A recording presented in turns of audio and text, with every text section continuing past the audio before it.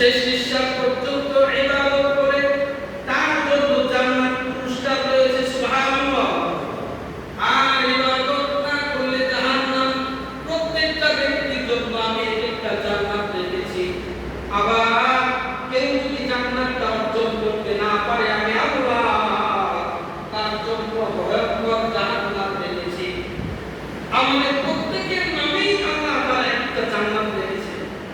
শেষ নিঃশ্বাস যখন ত্যাগ হবে, যদি গোলামি করে জিন্দেগি পার করি, ওই জান্নাতটাকে সামনে পেশ করা হবে। আর বান্দা যখন ওই জান্নাতটা দেখবে, ফেরেশতারা যখন বলবে এটা তোমার নামের জান্নাত, তুমি অর্জন করতে পেরেছো, তখন বান্দা জান্নাতে যাওয়ার জন্য ব্যাকুল হয়ে যাবে, দুনিয়ার সবাইকে ভুলে যাবে। আর যদি জান্নাতটা অর্জন করতে না পারে, তাহলে ওই ব্যক্তিটার সামনে আল্লাহ তাআলা জান্নাতটা নিয়ে আসবেন। এরপরে আবার ফেরেশতাদের বলবেন তার চোখের সামনে থেকে জান্নাত সরিয়ে ফেলা হবে। এরপরে তার অর্জনের জাহান্নামটা তার সামনে আনা হবে। তখন ওই লোকটার ভয়ে তার সব কিছু শুকিয়ে যাবে। দুনিয়ার সমস্ত পানি যদি তাকে পান করানো হয়, তার পিপাসা নিবারণ হবে না। ওই ব্যক্তিটার তখন চোখ শুকিয়ে যায়, ভয়ে আতঙ্ক হয়ে যায়।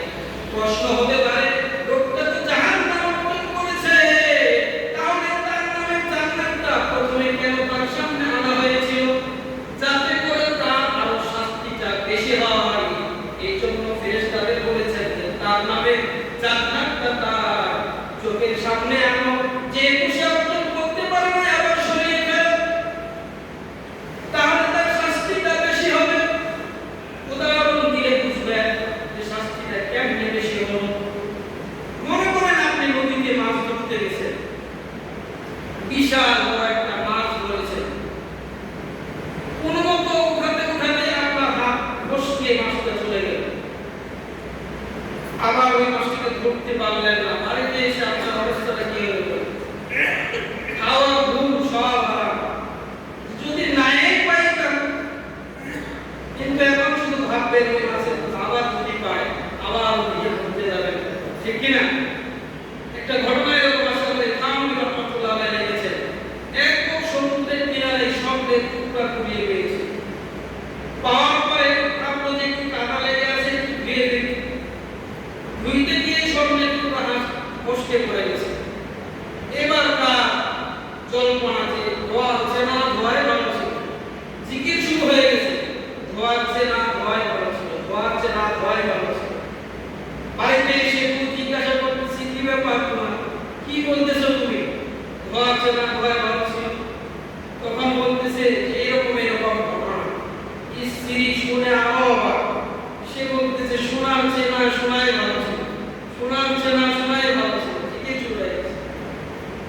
আল্লাহ তাআলা ফেরেশতাদের এজন্যই বলবেন যে ওর নামে জান্নাতটা ওর চোখের সামনে ধরো, একবারে সরিয়ে ফেলো, যাতে তার আফসোসটা বেড়ে যায় যে জিন্দেগিটা এমনি পার করে দিলাম, জান্নাত অর্জন করলাম না, এত সুন্দর জান্নাতটা আমার নামে ছিল, এখন আমি জাহান্নামে যাব।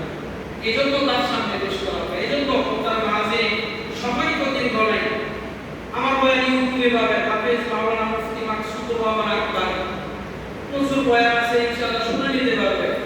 কিন্তু এটা বুঝাইতে চাই অল্প সময়ে ইবাদতের নিয়ম শুনি, জীবনটাতে পরিবর্তন হয়। আল্লাহ তাআলা আমলি করে 5-7 মিনিট এত নাও যাইতে পারে, 2-3 মিনিট। আল্লাহ তাআলা বড় মহব্বত করে মানুষকে বানিয়েছেন যাতে তার গোলামি করে আমরা পরকালে যাই। যদি আমরা ইবাদত না করি আল্লাহ তাআলা আফসোস করেন।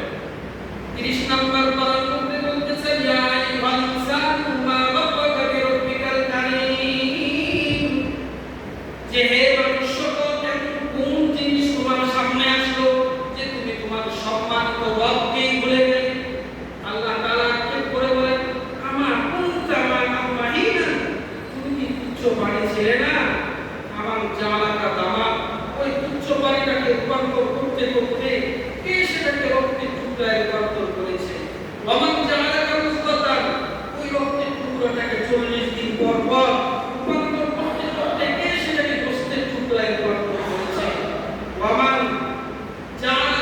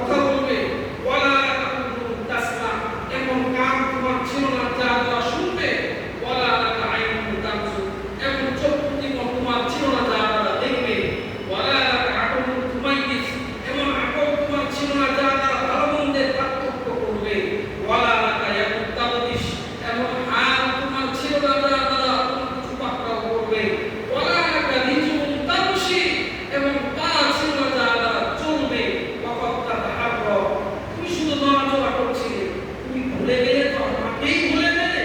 আল্লাহ তাআলা বলতেছে তোমার মায়ের গর্ভে আমি রিজিকের ব্যবস্থা করেছি। তুমি কি চিন্তা করে দেখো নাই তোমার মায়ের কোলে আমি তোমার জন্য কেমন রিজিকের ব্যবস্থা করেছি? তোমার মা যদি প্রচন্ড রোদে ঘেমে যেত, চুলার মধ্যে রান্না করতে গিয়ে যদি ঘেমে যেত, আমি আল্লাহ তোমাকে ওই পরিমাণ গরম হতে দেই নাই যে তোমার কোল পুড়ে যাবে। আমি আল্লাহ রাব্বুল আলামিন তোমার মা প্রচন্ড শীতে থরথর করে কাঁপলে আমি তোমাকে ওই পরিমাণ ঠান্ডা হতে দেই নাই যে তোমার সর্দি লেগে যাবে। এরকম করে অনেক অসহায় তুমি তোমাকে লালন পালন করলাম, আর ভুলে গেলে তো আমাকেই ভুলে গেলে। এভাবে আল্লাহ তাআলা বলতে থাকেন। ওটার নাযিল শুধু আল্লাহ তাআলা নয়, আল্লাহ রাসূল সাল্লাল্লাহু আলাইহি ওয়াসাল্লাম তিনিও বলতে থাকেন সপ্তাহের 2 দিন সোমবার বৃহস্পতিবার আল্লাহ রাসূলের কাছে উম্মতের আমলনামা পেশ করা হয়। তিনি আমলনামা দেখেন আর আফসোস করেন, হায় উম্মত 5টা বছর চলে গেল, একদিনও আপনার কুদরতভাবে কি সিজদা দিলে না। 10টা বছর চলে গেল, যে গুনাহটা করতে আছো তা করতেই আছো। এই জন্যই কি আমি আমার মাতৃভূমি ছেড়ে মক্কা ছেড়ে মদিনায় হিজরত করেছিলাম। এই জন্যই কি 23টা থেকে 27টা যুদ্ধে আমি নিজে অংশগ্রহণ করেছিলাম। এই জন্যই কি তোমার জন্ম আমি কবরে শুয়ে শুয়ে রব্বে হাবলি উম্মতি বলতেছি। হাসরের ময়দানে আল্লাহ রাসূল সাল্লাল্লাহু আলাইহি ওয়াসাল্লাম নিজের পিঠের চাদর উম্মতের সামনে পেশ করে বলবেন, উম্মত দেখো আমার এই শরীরে মশা মাছি পড়া হারাম ছিল, কিন্তু তোমাদের জন্য আমি তায়েফের ময়দানে পিঠটাকে পাথরের আঘাতে ঝাঁঝরা করে দিয়েছি। কিন্তু তোমরা ভুলে গেলে তো আমার রেখে যাওয়া দিনকেই ভুলে গেলে, আমার কষ্টের কথা একবারও তোমরা স্মরণ করলে না। এই জন্য মুহতারাম নাযিরিন, আলোচনা শেষ। এতক্ষণ থেকে যা আমরা শিক্ষা অর্জন করলাম যে আমাদের শেষ নিঃশ্বাস পর্যন্ত যদি ইবাদত করতে পারি আল্লাহ সন্তুষ্ট হবেন, আল্লাহ রাসূল সাল্লাল্লাহু আলাইহি ওয়াসাল্লাম সন্তুষ্ট হবেন পরকালে। তাহলে আমরা সাফল্যমণ্ডিত হতে পারবো। আমাদেরকে আল্লাহ রাব্বুল আলামিন বিনা হিসাবে জান্নাত দান করবেন। সুবহানাল্লাহ। এই জন্য শেষ নিঃশ্বাস পর্যন্ত আল্লাহর গোলামি করতে রাজি আছি তো আমরা? কারা কারা রাজি বিহার লাগে দেখেন। আল্লাহ তাআলা সবাইকে শেষ নিঃশ্বাস পর্যন্ত আমল করবার তৌফিক দান করুন। আমিন। ওয়া আখিরু দাওয়ানা আলহামদুলিল্লাহি রাব্বিল আলামিন। একটা দুরূদ শরীফ পড়ে সংক্ষেপে মুনাজাত করে দিন। আল্লাহুম্মা সাল্লি আলা